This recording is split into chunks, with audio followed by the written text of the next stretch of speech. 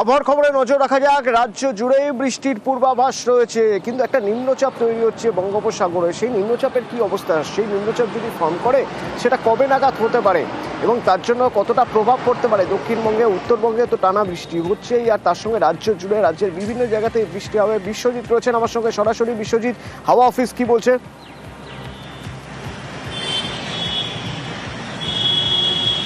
দেখো, এই মুহূর্তে যা পরিবেশ রয়েছে, অর্থাৎ বর্ষার যে অনুকূল পরিবেশ রয়েছে, সেই বর্ষার অনুকূল পরিবেশে আগামী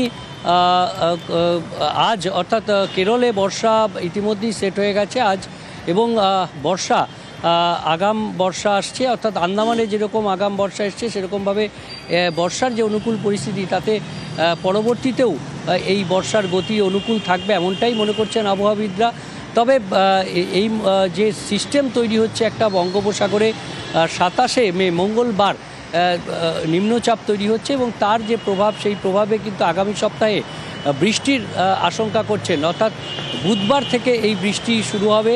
বুধবার থেকে শুক্রবার পর্যন্ত ভারী বৃষ্টির সম্ভাবনা রয়েছে উপকূলের জেলাগুলিতে, অর্থাৎ উত্তর ও দক্ষিণ 24 পরগনা, পূর্ব ও পশ্চিম মেদিনীপুর, এই জেলাগুলিতে বেশি বৃষ্টি হওয়ার সম্ভাবনা রয়েছে। এছাড়াও দক্ষিণবঙ্গের সব জেলাতেই বিক্ষিপ্তভাবে একটা ভারী বৃষ্টির সম্ভাবনা থাকছে। আর এই পরিস্থিতিতে আজ এবং আগামীকালও মেঘলা আকাশে বেশি সম্ভাবনা রয়েছে, এবং তাছাড়াও এই পরিস্থিতিতে আজ এবং আগামীকাল দক্ষিণবঙ্গের প্রায় সব জেলাতেই বজ্রবিদ্যুৎ সহ ঝড় বৃষ্টির সম্ভাবনা রয়েছে। তবে মঙ্গলবার থেকে আবহাওয়ার আরও একটু পরিবর্তন হবে এবং বুধবার থেকে নিম্নচাপের যে তৈরি হচ্ছে, নিম্নচাপের প্রভাবে ভারী বৃষ্টির আশঙ্কা করছেন আবহাওয়াবিদরা। অন্তত দক্ষিণবঙ্গের উপকূলের জেলাগুলিতে বেশ ভালো বৃষ্টি হওয়ার সম্ভাবনা দেখছেন আবহাওয়াবিদরা। অতনু, ধন্যবাদ। এই যে জাল ওষুধ বেরোচ্ছে একের পর এক, এই ওষুধগুলো দোকানে বিক্রি হচ্ছে না তো? এবার সরকারি আধিকারিকরা খোঁজ নেবেন দোকানে দোকানে গিয়ে, নির্দিষ্ট কিছু দোকান তারা বেছে রাখবেন, সেই সব দোকানে গিয়ে তারা খোঁজ নেবেন কোন ওষুধ বিক্রি হচ্ছে, জাল ওষুধ বিক্রি হচ্ছে না তো সেখানে। আমার সঙ্গে সোমরাজ রয়েছেন। সোমরাজ, কিভাবে কাজ করবেন আধিকারিকরা? দেখো, নবান্নের নির্দেশে এবার সরেজমিনে আধিকারিকরা যাবেন। মূলত বিভিন্ন জেলায় মুখ্য স্বাস্থ্য আধিকারিকদের নেতৃত্বে এই টিম বিভিন্ন জেলায় জেলায় ওষুধের দোকানে নজরদারি করবে। সম্প্রতি যে ওষুধগুলি নিষিদ্ধ করা হয়েছে বিক্রি করা, সেই ওষুধগুলি কোনো দোকান থেকে বিক্রি হচ্ছে না তো, তা নিয়েই মূলত সরেজমিনে খতিয়ে দেখবেন রাজ্যের বিভিন্ন জেলার মুখ্য স্বাস্থ্য আধিকারিকের নেতৃত্বে এই টিমগুলি। পাশাপাশি সেই টিমগুলি পরিদর্শন করার পাশাপাশি রিপোর্ট দেবে এবং সেই রিপোর্ট নবান্নে পাঠানোর নির্দেশ দেওয়া হয়েছে। এছাড়াও কেন্দ্রের তরফে নির্দিষ্ট করে দেওয়া যে অতিরিক্ত ব্যবহার আবার 300টি ওষুধ, যে 300টি ওষুধে কিউআর কোড লাগানো হয়েছে, সেই কিউআর কোডগুলি ব্যবহার করে ওষুধ বিক্রি হচ্ছে নাকি বা কিউআর কোডগুলি নকল না আসল, সেটাও খতিয়ে দেখতে হবে এবং খতিয়ে দেখে প্রয়োজনীয় রিপোর্ট দিতে হবে। তুমি জানো, সম্প্রতি মুখ্যমন্ত্রী মমতা বন্দ্যোপাধ্যায় উত্তরবঙ্গ সফরে এই জাল ওষুধ নিয়ে কড়া নির্দেশ দিয়েছিলেন রাজ্য প্রশাসনের শীর্ষ আধিকারিকদের। তারপরেই নবান্নের নির্দেশ রাজ্য স্বাস্থ্য দপ্তরকে বলেই সূত্র মারফত খবর। সোমরাজ, এই জাল ওষুধ রুখতে শুধুমাত্র যে নবান্ন বা প্রশাসনিক তৎপরতা রোখা সম্ভব হবে না।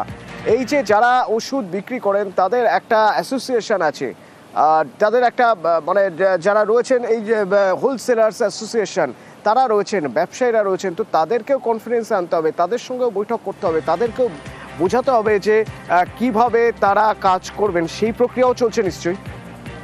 দেখো, গতকালই রাজ্যের স্বাস্থ্য দপ্তরের তরফে একটি অ্যাডভাইজারি জারি করা হয়েছে, মোট 6 দফা অ্যাডভাইজারি, যে জাল ওষুধ আটকানোর জন্য কি কি পদক্ষেপ নিতে হবে হোলসেলার ব্যবসায়ীদের এবং খুচরো ব্যবসায়ীদের। সেই অ্যাডভাইজারি জারি করার পরেই যেটা সূত্র মারফত জানা যাচ্ছে যে নবান্নের নির্দেশে ড্রাগ কন্ট্রোলের অফিসাররা এবার জেলায় জেলায় হোলসেলার অ্যাসোসিয়েশন যারা রয়েছেন বা বিভিন্ন ব্যবসায়ী অ্যাসোসিয়েশন যারা রয়েছেন তাদের সঙ্গে বৈঠক করবেন। আগামী সপ্তাহ থেকে সেই বৈঠক শুরু হবে। মূলত এই অ্যাডভাইজারি কেন কার্যকরী করা প্রয়োজন আর এই অ্যাডভাইজারি কিভাবে কার্যকরী করতে হবে তা নিয়েই এই হোলসেলার্স অ্যাসোসিয়েশন এবং ব্যবসায়ী অ্যাসোসিয়েশনদের সঙ্গে আলোচনা করবেন। আলোচনা করে প্রয়োজনীয় মতামত তাদের তরফেও যেমন নেওয়া হবে, তেমনি ড্রাগ কন্ট্রোলের অফিসাররা তারাও তাদের মতামত জানাবেন বিভিন্ন অ্যাসোসিয়েশনদের কাছে, যাতে সাধারণ মানুষের কোনো অসুবিধা না হয় বা সাধারণ মানুষের কাছে কোনোভাবেই জাল ওষুধ না পৌঁছে যায়।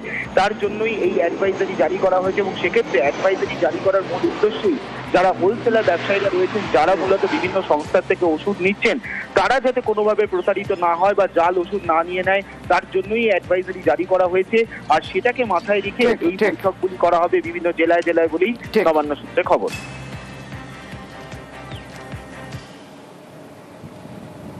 একজন সিভিক ভলেন্টিয়ার কনস্টেবলের পোশাক মানে ইউনিফর্ম চুরি করে নিয়েছে, নিয়ে এবার তোলা তুলছে। ভাবুন একবার কীর্তিটা। তবে সতর্ক ছিল মানুষ, আর সেই জন্যই মানুষ খবর দিয়েছে পুলিশকে, এবং তারপর জালে জড়িয়ে পড়লেন ওই সিভিক ভলেন্টিয়ার। ঠিক কি হয়েছিল জানবো, কোথাকার ঘটনা জানবো। আমার সঙ্গে অমিত রয়েছে ফোনে। অমিত। প্রগতি ময়দান থানার কর্মরত সিভিক ভলেন্টিয়ার নীরাজ সিং তার নাম।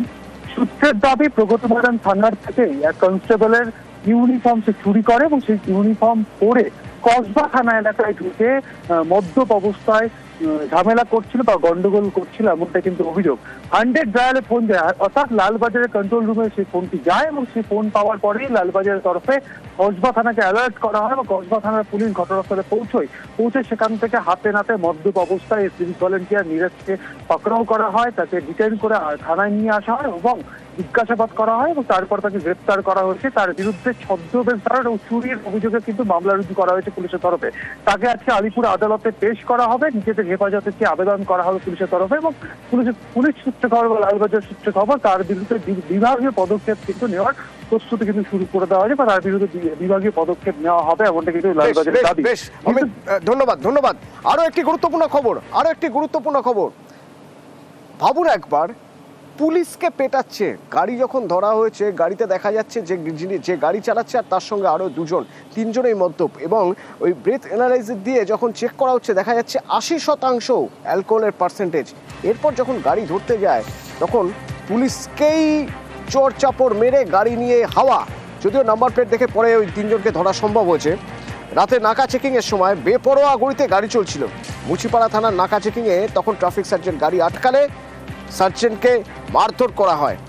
এরপরে ওই তিনজনকে গ্রেপ্তার করা হয় গাড়ির নাম্বার প্লেট দেখে।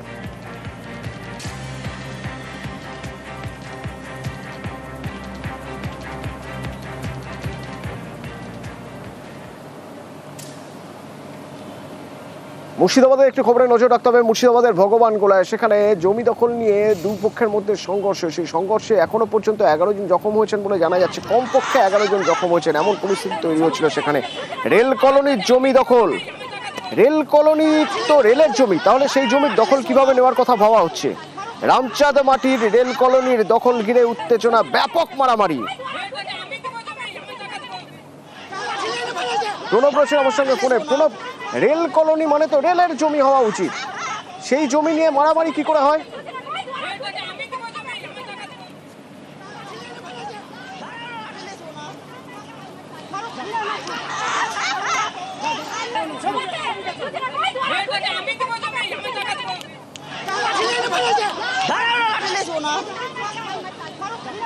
প্রণব, আমার কথা শোনা যাচ্ছে? হ্যাঁ। প্রণব, রেল কলোনি মানে তো রেলের জমি, সেই জমি নিয়ে দুপক্ষের মধ্যে মারামারি কি করে হয়?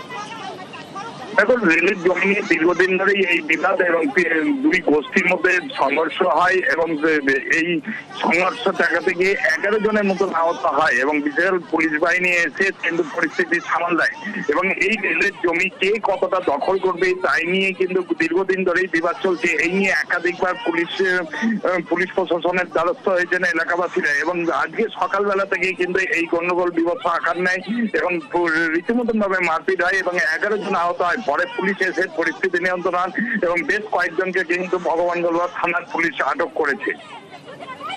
ধন্যবাদ।